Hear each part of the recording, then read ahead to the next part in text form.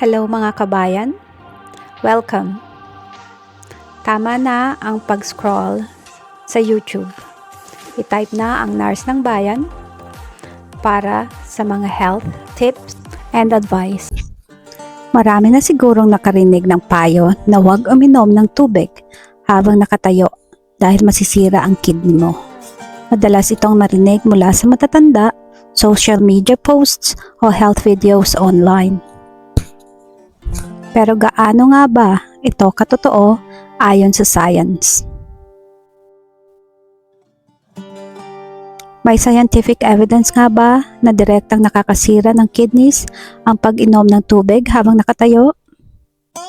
Pag-usapan natin ito base sa medical at scientific understanding. Una sa lahat, mahalagang maintindihan kung paano gumagana ang ating digestive system at kidneys. Kapag uminom tayo ng tubig, dumadaan ito sa bibig, esophagus, papuntang tiyan. Mula roon, inaabsorb ng katawan ang tubig at ginagamit ito para sa circulation.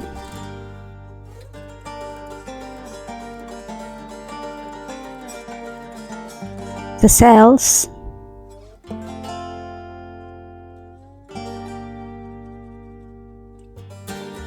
temperature regulation,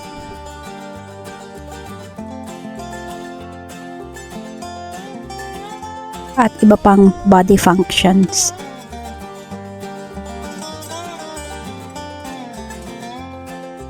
Ang kidneys naman ay nagsisilbing filtration system ng katawan. Tinutulungan nitong alisin ang waste products at panatilihin ang tamang balanse ng fluids at minerals sa dugo.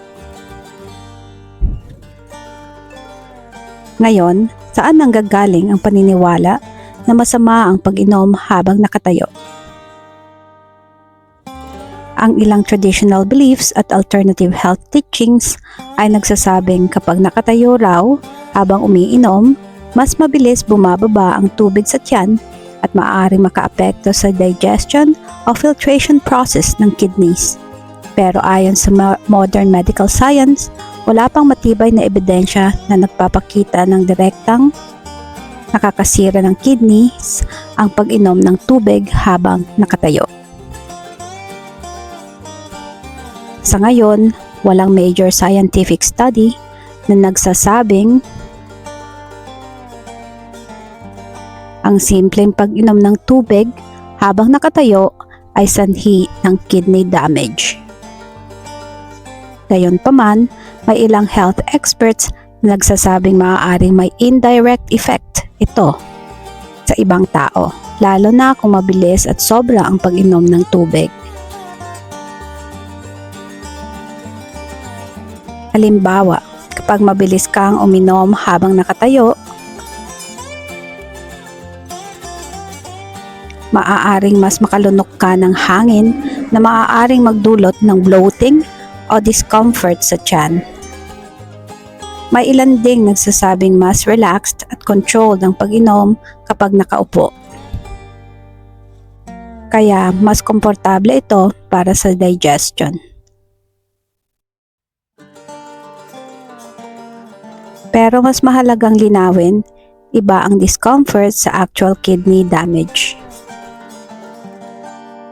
Walang sapat na scientific proof na ang pag-inom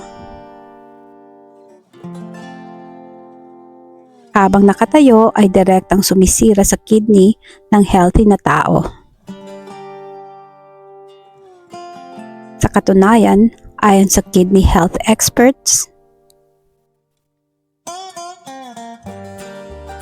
mas mahalaga ang dami ng tubig na iniinom kaysa sa posisyon ng katawan habang umiinom. Ang dehydration o kakulangan sa tubig ang isa sa tunay na maaaring makaapekto sa kidneys. Kapag kulang sa tubig ang katawan, nahihirapan ang kidneys na mag-filter ng maayos ang waste products. Sa mahabang panahon, maaaring tumaas ang risk ng kidney stones at iba pang kidney problems. Kaya mas mahalagang siguraduhin na sapat ang hydration araw-araw. Pero bakit may mga taong naniniwalang may epekto ito?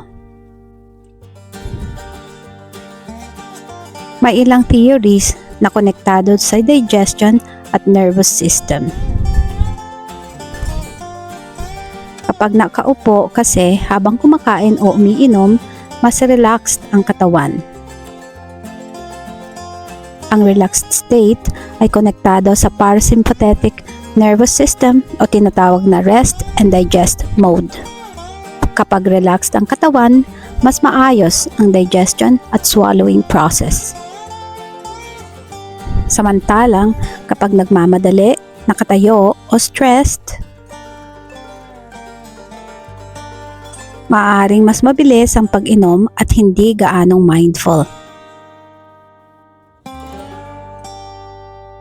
Kaya may ilang health practitioners na nire-recommenda ang pag-upo habang umiinom para sa comfort at mas mahinahong digestion.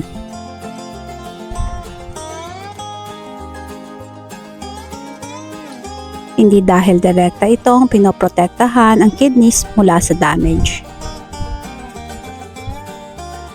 Isa ring mahalagang pag-usapan ay ang sobrang pag-inom ng tubig.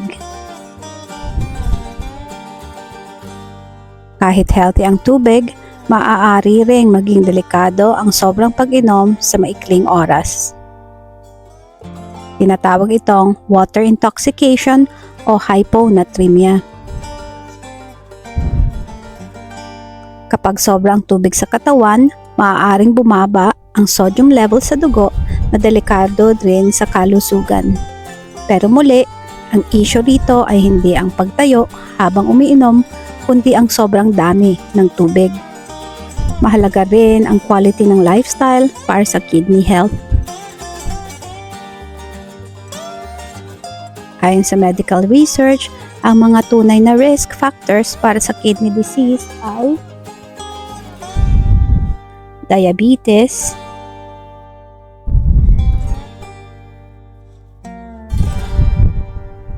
high blood pressure,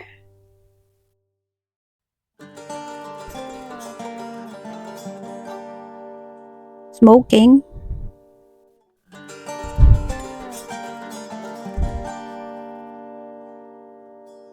obesity,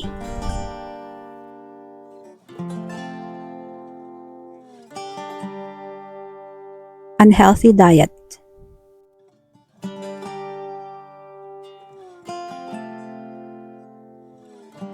at chronic dehydration.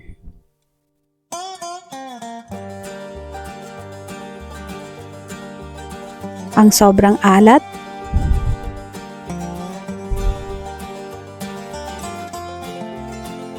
processed food,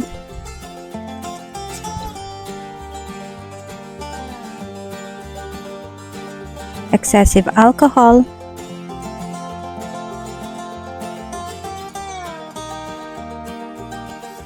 at uncontrolled blood sugar.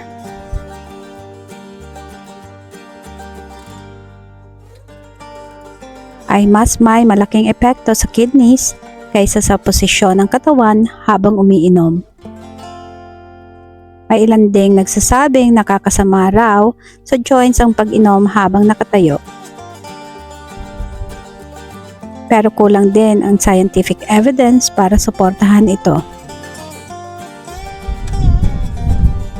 Sa science, mahalagang ihiwalay ang traditional beliefs at actual medical evidence.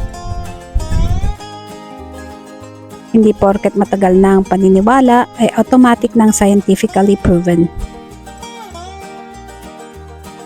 Pero hindi rin ibig sabihin na walang value ang mindful habits tulad ng mabagal at relax na pag-inom ng tubig.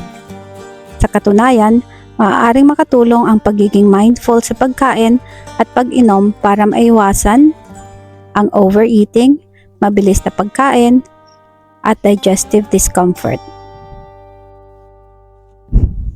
Kaya kung mas komportable kang umupo habang umiinom, walang problema rito. Pero hindi rin kailangang matakot na masisira agad ang kidney dahil lang uminom ka ng tubig habang nakatayo. Mas mahalagang bantayan ang tunay na nakakaapekto sa kidney health. Sapat na hydration,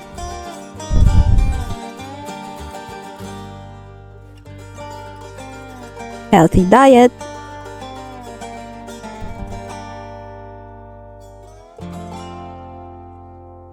regular exercise,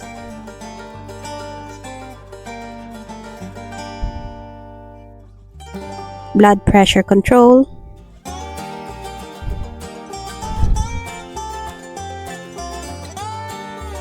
at pag-iwas sa sobrang alat at processed food.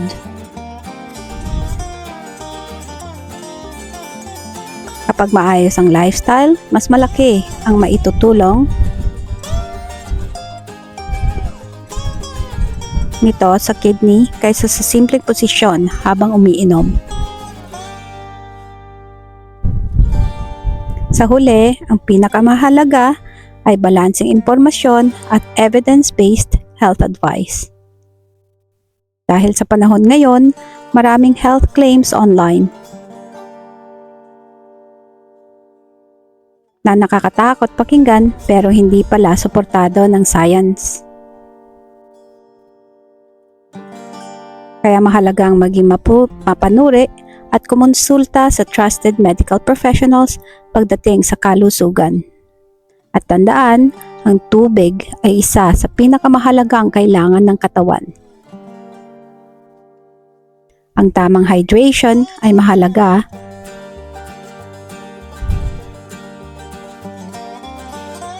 para sa kidneys,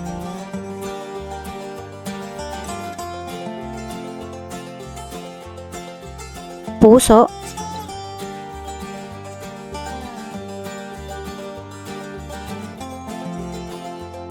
utak,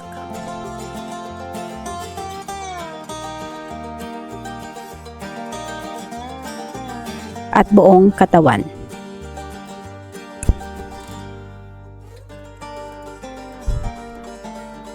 Kaya mas mabuting siguraduhing sapat ang iniinom na tubig araw-araw kaysa matakot sa simpleng pag-inom habang nakatayo.